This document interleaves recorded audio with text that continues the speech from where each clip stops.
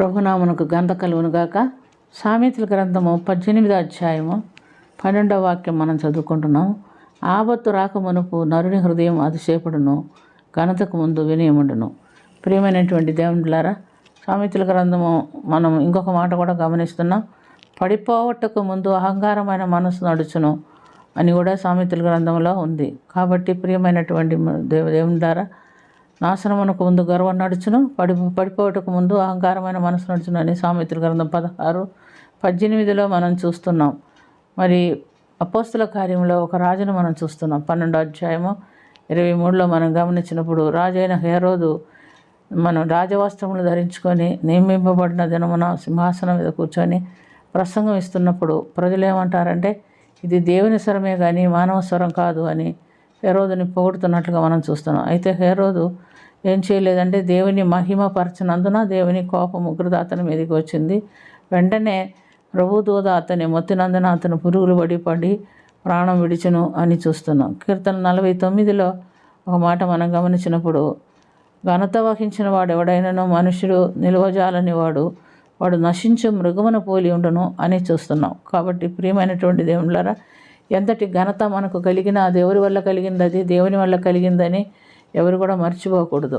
మర్చిపోవాడికి కఠిన శిక్ష ఉంటుంది. యెషయా గ్రంథం 14వ అధ్యాయంలో లూసిఫర్ని గురించి మనం చూస్తున్నాం. 14:12 నుండి 15 వరకు మనం చూసినప్పుడు అక్కడ లూసిఫర్కు కలిగిన పతనాన్ని మనం చూస్తున్నాం. తేజో నక్షత్రమా, వేకువ చుక్క, నువ్వు ఎట్లా ఆకాశము నుండి కింద పడితివి, నెలమట్టుకు జనములను పడగొట్టిన వాడు నువ్వేనని అడుగుతున్నాడు. అతడు ఏం చేస్తున్నాడంటే, మహోన్నతితో నన్ను నేను సమానునిగా చేసుకుంటాను, ఉత్తర సభాపర్వతం మీద నా సింహాసనం వేసుకుంటాను, దేవుని కంటే ఎక్కువగా నా సింహాసనం వేసుకుంటానని హెచ్చించుకుంటానని తన మనసులో అనుకొని పాపం చేస్తున్నట్టుగా మనం చూస్తున్నాం. ప్రియమైనటువంటి దేవునులారా, దేవుడు అతన్ని ఒక పాతాళమునకు ఒక మూలకి పడదోసినట్టుగా మనం గమనిస్తున్నాం. నరకంలో ఒక మూలకు పడదోయబడితివి అని చూస్తున్నాం. కాబట్టి ఈ విధములైనటువంటి దూతల్లో ప్రధాని అయినటువంటి లూసిఫరు పతనానికి కారణమైందని అక్కడ యెషయా గ్రంథంలో మనం గమనిస్తున్నాం.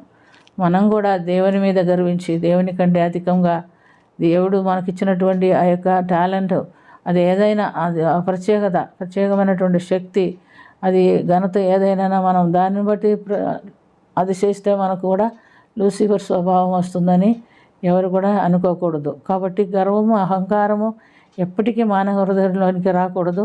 దేవుని యందు భయభక్తులు కలిగి జీవించే వారికి దేవుడు తోడై ఉండి వాళ్ళని కాపాడి సంరక్షిస్తాడనేది మనం మర్చిపోకూడదు. దేవుడు మనకు ఉన్నత స్థితి ఇచ్చినప్పుడు, ఏ స్థితి అది ధనమైనా ఘనతైనా మరి ఏదైనా కూడా దాన్ని బట్టి గర్వించకూడదు.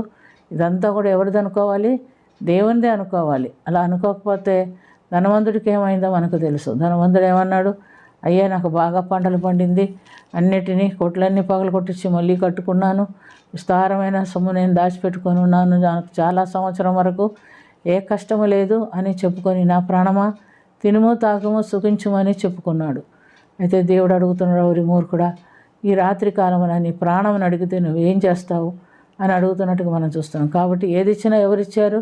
దేవుడిచ్చిందని మర్చిపోకూడదు. దేవుని కనపరచాలి, దేవుని కట్టడలు అనుసరించి జీవించాలని నేర్చుకొని, దేవుడికి ఇవ్వవలసింది పేదలకు ఇవ్వాల్సింది ఇచ్చి ఆయన కనపరిస్తే దేవుడు మనకు దీర్ఘాయుష్ ఇచ్చి ఆరోగ్యం ఇచ్చి కాపాడుతాడు. అటు ధన్యత కలిగిన జీవితము మనం కూడా కలిగి ఉండినట్లుగా ప్రార్థన చేసుకుందాం.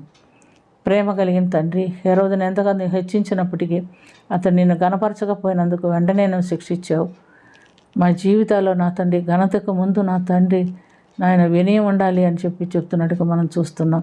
నాశనానికి ముందు గర్వం నడుచును అని నువ్వు సెలవిచ్చి ఉన్నావు నా తండ్రి. అలాంటి నాశనకరమైన జీవితాలు మాకు ఉండకుండా, గర్విష్ఠులుగా ఉండకుండా, నీ మీద తిరుగుబాటు చేసిన వారుగా మేము ఉండకుండా ప్రభువా, నీకు ఇష్టమైన ప్రియమైన బిడ్డలుగా నీ ఆజ్ఞలను అనుసరించి నీ యందు భయభక్తులు కలిగి జీవించే బిడ్డలుగా మేము కనపడినట్లుగా మీరు మాకు సహాయం చేయమని దీవించమని యేసుక్రీస్తు పుణ్యనామమున అతి మిక్కిలి వినయముతో అడిగి వేడుకొంచున్నాము తండ్రి. ఆమేన్.